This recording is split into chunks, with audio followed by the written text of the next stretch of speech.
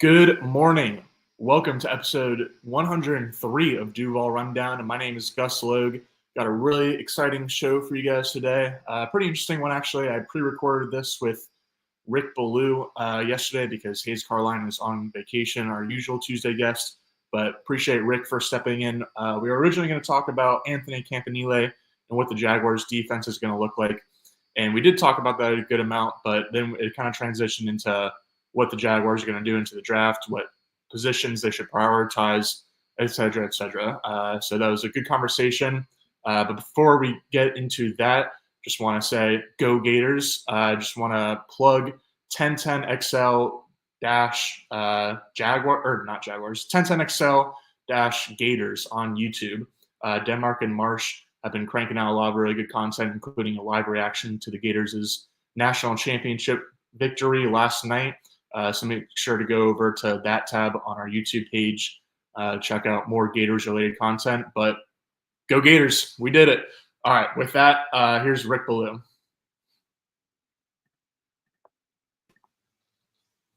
All right. Good morning. Welcome to Duval Rundown, the recorded edition. Right now I'm with Rick Ballou of Into the Night, which you can catch on 92.5 XM and 1010XL. Each weekday evening from 8 to 10 p.m. No, excuse me, from 6 to 8 p.m. Into the Night with Rick Ballou. Rick, really glad to have you back. It's been a little bit since we kind of changed to the more scheduled guests, but really glad you're with us here to break down Jaguars defense, Jaguars draft, and what other topics we might run into. How you doing this week for Masters Week? Doing well, Gus. Been busy. It's nuts, and it's tough to believe that we're less than 3 Thursdays away from the NFL draft. I think it's going to be very unpredictable. I mean, trying to find a way to get Travis Hunter here. I know that Mason Graham remains kind of the popular pick, but I remember years ago at this time thinking there was no way Jalen Ramsey could get to Jacksonville at number 5, and somehow he did. So I wouldn't bet on Travis Hunter getting here, but I think there still is an opportunity, depending on if Cleveland or New York feels like they have to draft Shedeur Sanders, that means only 2 position players. I think there's an opportunity for him to fall here at number 5. Absolutely. Yeah, it always comes down to the quarterback market. Obviously, Shedeur Sanders has been a hot name for a while, but there's been some rumors, some inklings that Jackson Dart from Ole Miss maybe could sneak into the first round as well. Just recently announced or recently reported that Alabama quarterback Jalen Milroe has accepted an invite to the first round of the NFL draft. And so typically if you're invited to the first round, that means the NFL feels that there's a very strong chance that you will be drafted in the first round, because they're not just going to invite people to sit around for the whole first night and not hear their name called. So certainly 2 quarterbacks I think will be going in the first round, maybe even upwards of 4. So it'll be interesting to see how all that shakes out. But I do think that today's conversation is a good one to have before we get to the draft, in terms of what would the Jaguars' defense look like. And we certainly have not had a lot of hints or clues yet. Obviously, we can look back at the history of the new defensive coordinator, Anthony Campanile, who was most recently in Green Bay.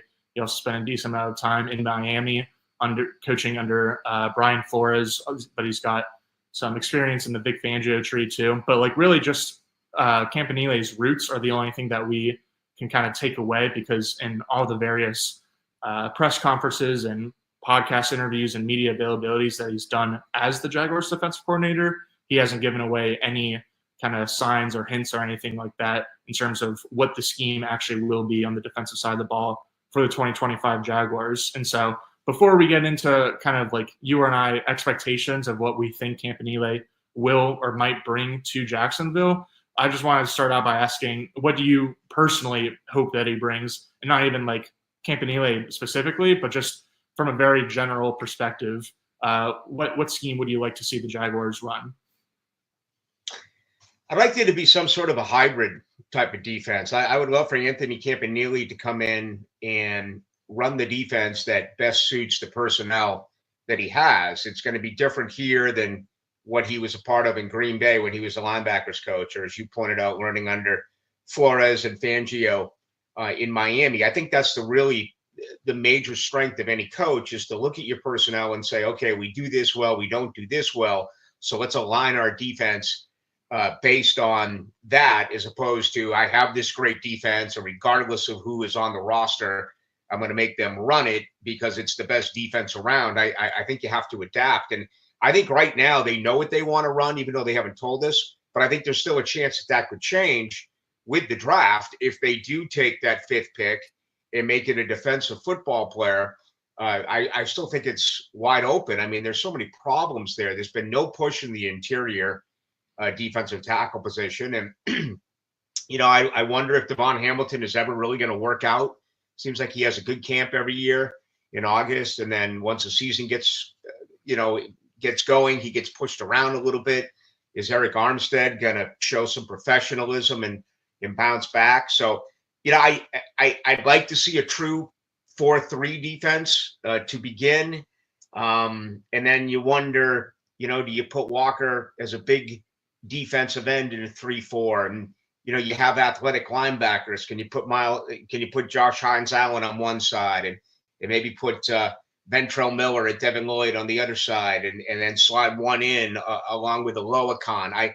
I don't know. And then when you start looking at, if they did have an opportunity where Abdul Carter fell, or some of these mocks have them getting Jalen Walker, who's a true hybrid who can do all sorts of different things, how does that fit into this defense? So I just think it's fascinating because we really don't know. I think we understand what Liam Cohen wants to run with his offense, but right now that's going to be the most interesting part of camp, even when they're not hitting, when OTAs begin next month, is trying to figure out what their defensive scheme is going to be. Yeah, and I think you nailed it on the head by starting out by talking about the current personnel. I mean, we'll definitely continue talking about the NFL draft and how this kind of conversation leads to the NFL draft. But before you even get there, you got to start with the players that are already currently on the roster. Even though Campanile hasn't kind of had any tells in terms of the scheme that he wants to run, he has said that one of the biggest reasons that he wanted to take this job in Jacksonville was because of the players that are already on the roster. And so it certainly starts there. And I think that the players on the current roster probably do lend towards more of a 4-3 even front with 4 players on the line of scrimmage, and then typically having the rest of the players behind them playing in pass coverage. But a lot of 4 down fronts most likely, as opposed to a lot of even fronts with 5 defensive linemen down and 1 safety always being in the box.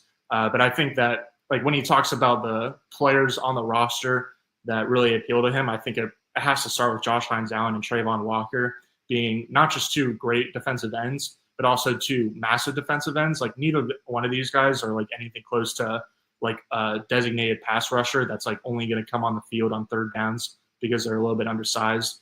Hines-Allen and Trayvon Walker are not just great players, but they also have great size. And so it allows defense coordinators to do a couple of different things, but the best thing to do would be to have that 4 down front in an even front so that they can really clog up the edges in the run game. And so I think that makes a lot of sense. And then the next position group that I assume Campanile is looking at is the linebackers, mostly because he is a former linebackers coach, but also Foye Oluokun is arguably the best defender on the team after Hines-Allen and Walker. And then you've also got a former 1st-round pick in Devin Lloyd, who I think has really turned it around, especially last year. I think he's improved a lot, and I personally would be a fan of seeing the Jaguars pick up his 5th-year option. I believe is already picked up, but I'll be a fan of seeing him get extended by the Jaguars, honestly.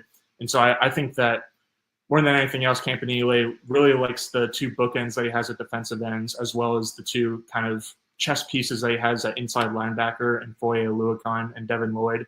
Are there any other players that kind of stand out to you that you think could really shine under Campanile, or anyone else that just on the roster you think will benefit from his tutelage? Well, I think Devin Lloyd is a wild card. I mean, every year we talk about will they send him to the quarterback? Will they do some different things with him? Last year he was moving to middle linebacker, and he spoke to us, and a day later, Foye Oluokun was like, well, we'll see about the middle linebacker situation. It felt like it was pretty bizarre from the beginning.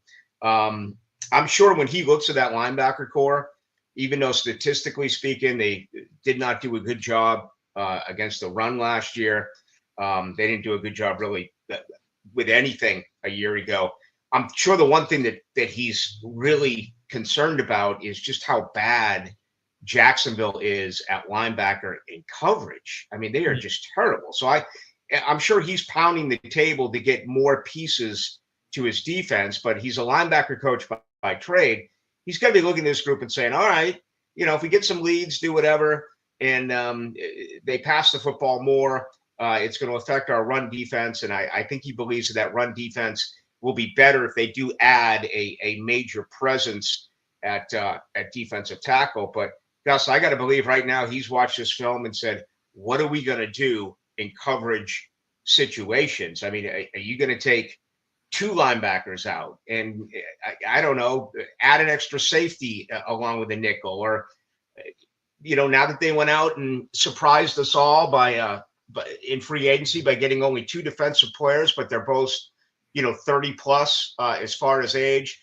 It appears that Jarian Jones is fighting for that other corner position. If they do get another corner early, could Jarian Jones be out there maybe as a dime guy? Could they have 6 defensive backs in some of these? Because they can't cover at linebacker. So I think that's going to be interesting to watch, and what they would presume to be obvious pass situations. How much would that defense back 7 end up changing in those set of circumstances as well? So, Jaguar fans just witnessed Ryan Nielsen, who rotated way too much. He didn't have the personnel to rotate the way that he did. I wouldn't expect as much of that now here with Anthony Campanile, but I do think it's still going to be trying to figure out what he's got. So to me, this is going to be pretty intriguing to see what he does do there on the defensive side. Yeah, absolutely. I think that's a really good point, specifically about the linebackers in coverage, but really just the fact that the Jaguars need better coverage defenders throughout the entire defense. I mean, everyone inside and outside of Jacksonville, I'm sure, knows that the Jaguars need to and will address their pass rush in the NFL draft, especially after not signing any defensive linemen during free agency. That position or area will certainly be addressed for sure. But they also have to address their secondary, and they did a little bit in free agency by signing veteran safety Eric Murray and veteran slot cornerback Jordan Lewis.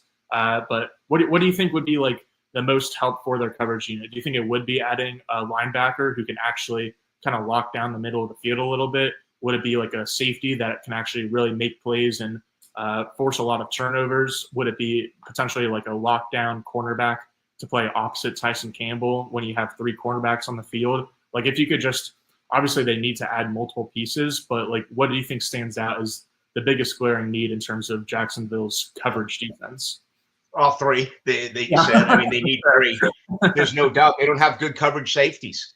Now, we'll see with the 2 new additions that you mentioned are obviously going to help, but I think they need a better coverage safety. A true, let's say, free safety. I think we believe that there are safeties that they feel comfortable about that you can move up in the box. I don't think there's any doubt that they're going to address corner. If it's 105, sure. If not, I'd be surprised if they went there that high. It's probably going to be the defensive tackle position, but they're going to get a good football player at 36. I'm sure they have to believe that they're going to get really good football players, Friday night as well, after 36 with those 2 third-round picks. So, in my opinion, they added 4, maybe 5 starters out of the 10 free agents that they brought in. Can they add 2 to 3 starters with the NFL draft? And if they're not starters, they're major contributors, whether they're in a nickel coverage or dime coverage, or depending on what the scheme is going to be, or maybe even a wide receiver who can be opposite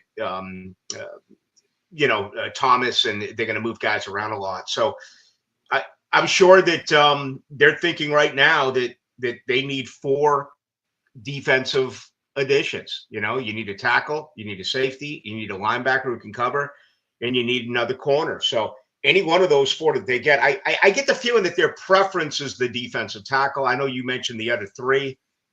If it was an order for me, I would say defensive tackle, corner, and then probably the safety and linebacker position a little bit later on in the draft.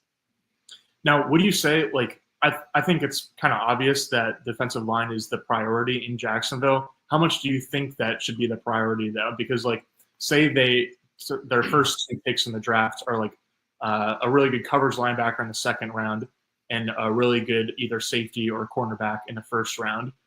Would you be like immediately like pissed off and like not happy that they did like fail to address the trenches at all with their 2 top 50 picks? Or if they do get 2 like just solid prospects that you think will end up helping the team, do you think that would be like nitpicking a little bit too much to say like the Jaguars absolutely have to address their trenches, especially on defense with one of their first 2 picks, if not both?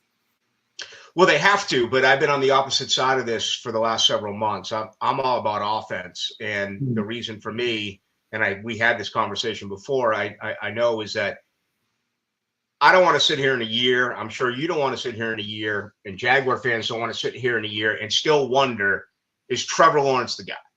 Okay, it's time. It's year 5. The money's there. They've done a nice job with 4 offensive linemen in free agency. There's going to be competition, but if I had my say, I'd take Travis Hunter and involve him in the offense. I'd start him at corner and have him in the offense. If not, I'm drafting the best offensive lineman available, whether it's Will Campbell, whether it's Membu. Maybe they can trade down a little bit and acquire an extra pick and maybe get McMillan or Golden. But Gus, I have to go offense because I'm convinced that this football team has to do everything that they can to make this offense the best that it can be, to find out if Trevor can play and if Trevor can get to the next level. So I know most are like, no, get a defensive tackle, get a corner. And I understand it. The defense really struggled a year ago. But I'm looking at it differently simply because I want to know, can Trevor get to this level? If we're here in a year and they address defense and they have another disappointing season or around a 500 season, and we're sitting and say, okay, well, the defense is better, but still struggling. They couldn't run it. You know, Trevor completed 61% of his passes. There were too many turnovers. He got injured again. Then it's the same thing all over. So I've kind of taken the frame of mind that for me, and I know most disagree, but for me, it's all about offense for that simple reason of, can you get this quarterback to the next level? Yeah, I absolutely agree with that. I think like what the Panthers did last offseason might be almost a little bit too bold of an example, because I think the Panthers spent like 6 of their 7 draft picks or something like that last year on the offensive side of the ball. Their offensive line, more than anything else, took a really big step forward in Dave Canales' first year as a head coach there. And the end result was that Bryce Young had kind of career resurgence that I think absolutely no one saw coming. He had like much better stats in the second half of the 2024 season than even C.J. Stroud, Trevor Lawrence, a lot of good quarterbacks that you would not have expected that. And so now that the Panthers have kind of like gone all in on the offense with the 2024 NFL draft, and they have discovered that Bryce Young, maybe he's not going to be like the franchise quarterback for 10 plus years, but he's at least worth continuing to build around while he's on the rookie contract. And so I respect and admire the way that the Panthers did that by saying, yeah, we have holes literally all over the roster. This is objectively one of the worst rosters in the NFL, but we need to prioritize the offense, not just because we have an offensive guy now as our head coach, but because we already have a quarterback in place that we think could potentially be the future. And so let's find that out. And so that definitely goes in line with what you're saying. And I think that people probably have a little bit of recency bias, I would say, if they're not thinking that. Just like with free agency,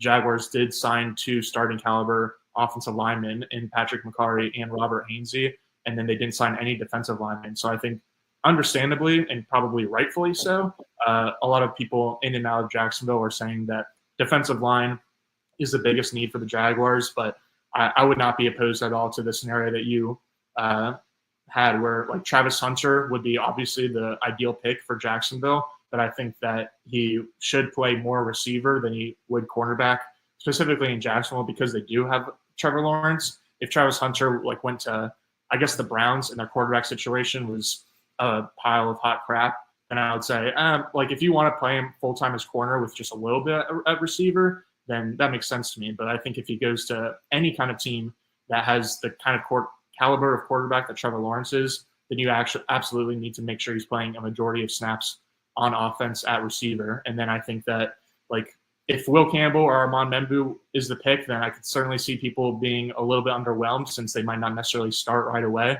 But yeah, I think that's a great take by you, Rick, that like as much as the trenches everyone sees as a priority, like Trevor Lawrence is like the priority 1B to that, if not priority 1 in front of that. And so with that, beyond Travis Hunter, Armand Membu, Will Campbell, are there any specific prospect names that you really like in this draft to help out Trevor Lawrence? And if not, like, I guess, what do you think would be the best path to protecting Lawrence? Do you think it starts with making sure he has the best offensive line possible, or would you be interested in just adding a ton of pass catchers throughout the entire draft? Well, I want two. Again, I know you asked me to pick one, and earlier I gave you 3 on defense, but I think it's crystal clear that they need, 2 high picks. Let's say, and I do it with my first and second round pick, but let's include both third round picks here. You gotta, I want a big wide receiver. The McMillan thing is disturbing a little bit. His stock is falling because some of the things he said, it appears he doesn't love the game and doesn't study the game. And I don't know if that's fair or unfair. And obviously Jacksonville, which is really rare, they're not bringing anyone in for visits. They're basing it on tape on Saturday, which I do like. And obviously they had an opportunity to interview these players at the Combine back in February. But I think everything starts when I began covering this team in its infancy in 1995. The identity of the football team was the offensive line. And it was always where I would go to the locker room. I mean, Dave Weidel and Ben Coleman and Tony Baselli and Leon Searcy and Brian DeMarco, then Rich Tilsky. That was the identity of the team. And, in my opinion, you had 3 Hall of Famers with Fred Taylor and Jimmy Smith. You had some incredible defensive players, but the nucleus was that front 5 and that starting offensive line. Jacksonville has not had that around here in well over a decade. I want a group that is tough. I want a group that is nasty. Right now, I don't know if there's one of those guys on the team. Maybe Makari becomes that. Maybe Hainsey. They obviously like him, even though he had 1 start a year ago in Tampa.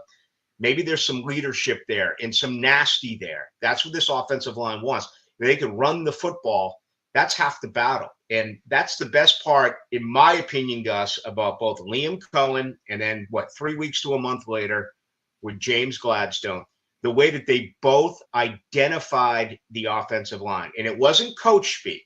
You could feel that it was genuine about their points of view.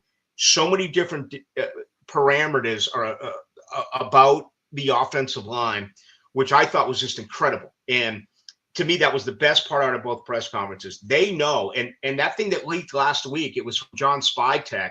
I'm sure you saw it. He's now in Las Vegas. Had a candid conversation with Liam Cohen, and Cohen told Spytek when they worked in Tampa, and now again he's with the Raiders, that he didn't realize how great that offensive line was in Tampa until he got here and saw the film. So I think that that's what they believe is the most important part, because they got Brown and you have the Gabe Davis contract. You can't overlook that's there. My opinion would be, I still think it's the offensive line for another big component first, then wide receiver comes after the fact. And if I was a betting man, I would say that by one of their 4th round picks, you see them go out and get another running back. After what they did with Bucky Irvin a year ago, I had a draft analyst say to me 2 weeks ago, it's the most incredible thing I've ever heard in the NFL draft. He said there's 6 first-round grades, in that there's not a difference, a big one, between prospects number 20 and number 80. That's 60 players. Think about that. 60. But now, NFL teams could laugh at that report, but I would give anything to be a fly on the wall when you get to pick 15 or 20, and you may be picking a guy that another team has ranked at number 75, and vice versa. You may pick a guy at 75 that certain teams, just because they're not in the draft position, they can't make that pick, might have had ranked in the late 20s. So I think that this is going to be such a fun draft this year. because my assumption is that draft boards all across the NFL is a lot different per team than the more consistency that normally is the case in the draft.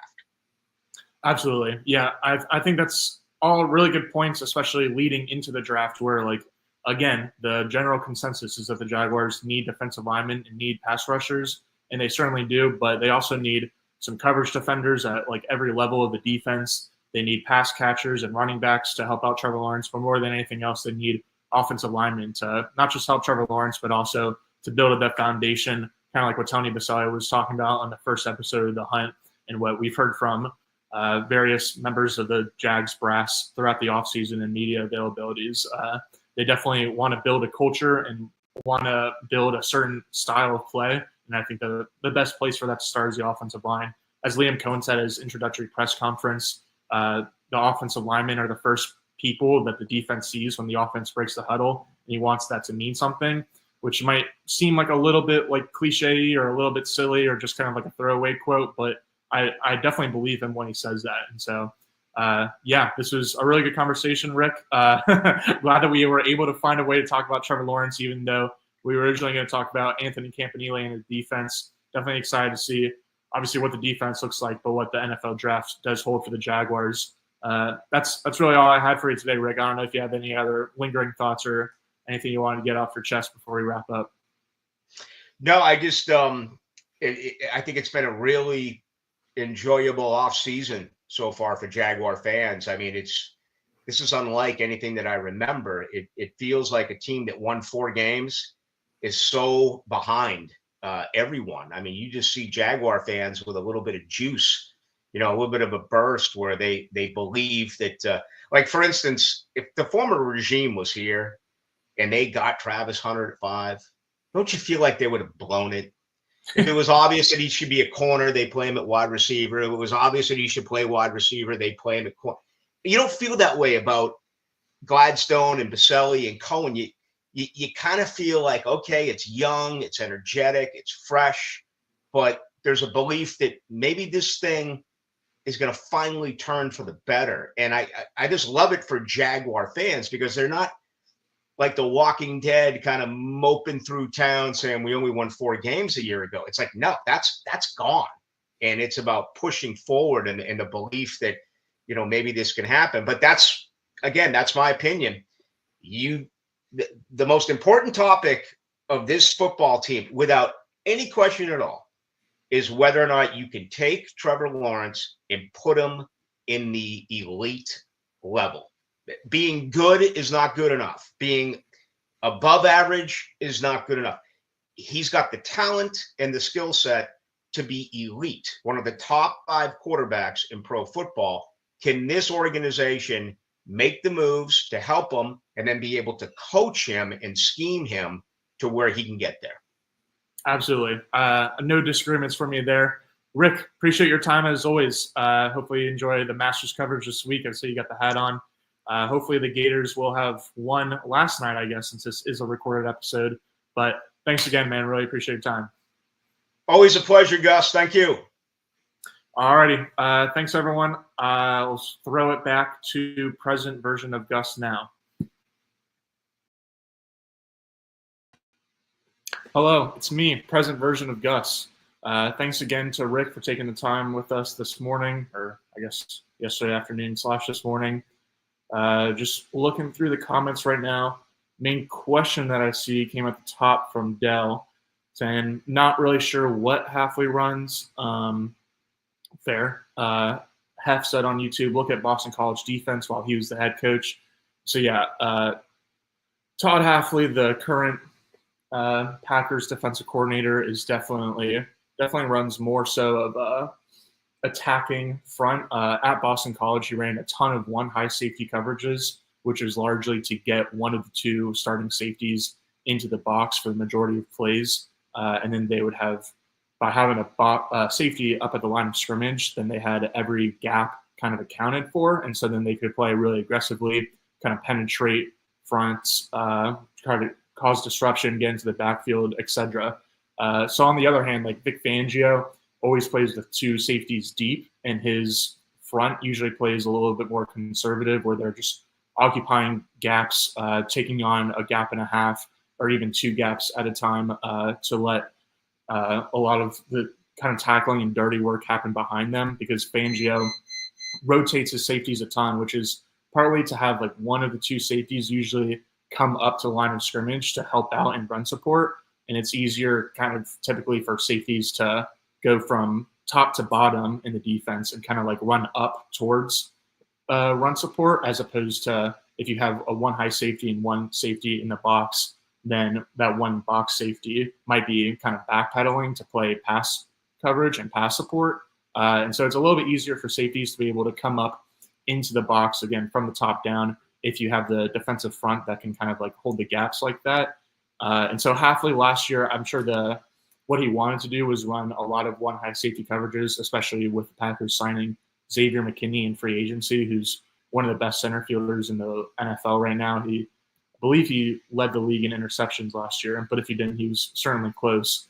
But the Packers did end up playing like a little bit more 2 high safety coverages, a little bit more cover 2, and then using like sim pressures to help out their pass rush, because again, what the Packers really want to do is to be able to just rush 4 down defensive linemen and have 1 safety down in the box to be able to help out with run support and to, again, really be an attacking style defense. Whereas Fangio, he has the 2 high safety coverages, and usually one of the guys rolls down in run support, but also by having 2 guys up at the top before the snap, there's almost always like some kind of rotation after the snap for Fangio, which is part of the beauty of his defense, is its unpredictability and how quarterbacks like can't really be too sure of what the scheme is on any given play until they actually take the snap and start looking at the defense when the ball is snapped and the play is in motion.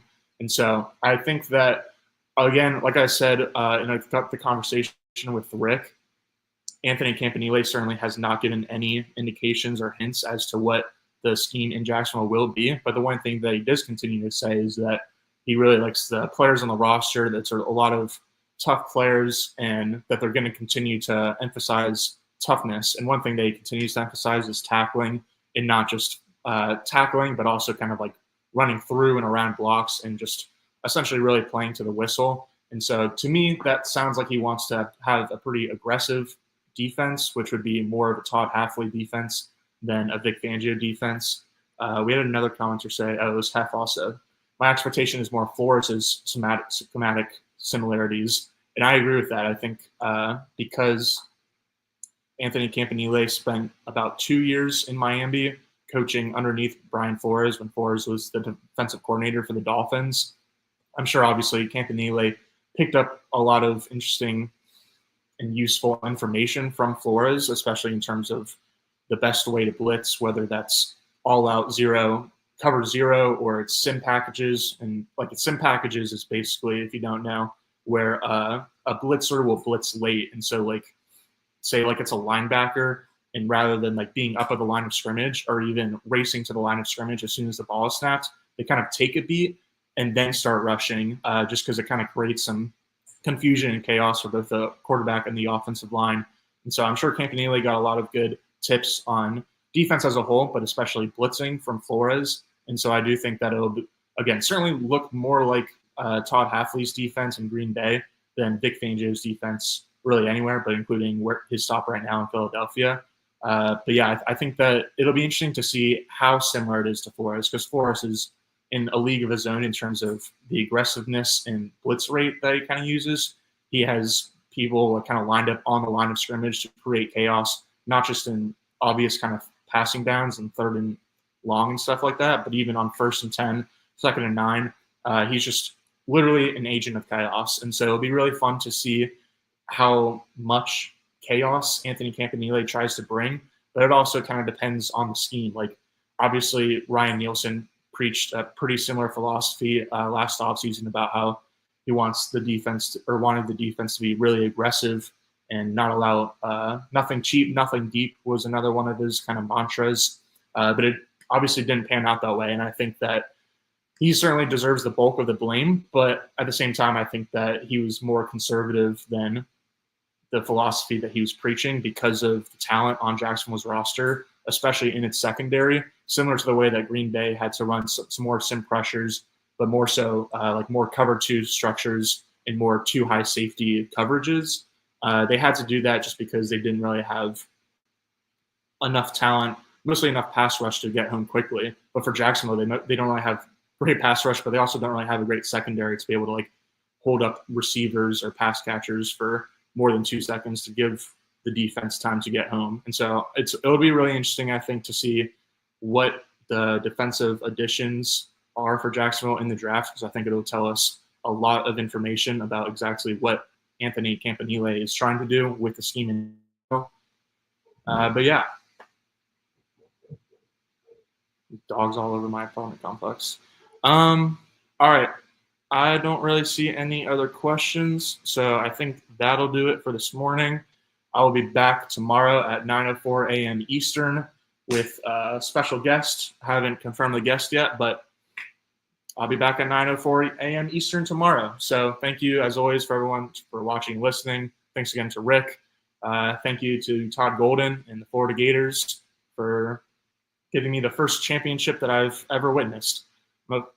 Don't really have any recollection of the Gators' former national championships in basketball or football because I was just too young and don't have any other family members that were a Gator. And so this Gators basketball team was easily the best team that I've ever rooted for. And so that was a lot of fun. If you're looking for more Gators content, make sure to check out 1010XL Jaguars YouTube page.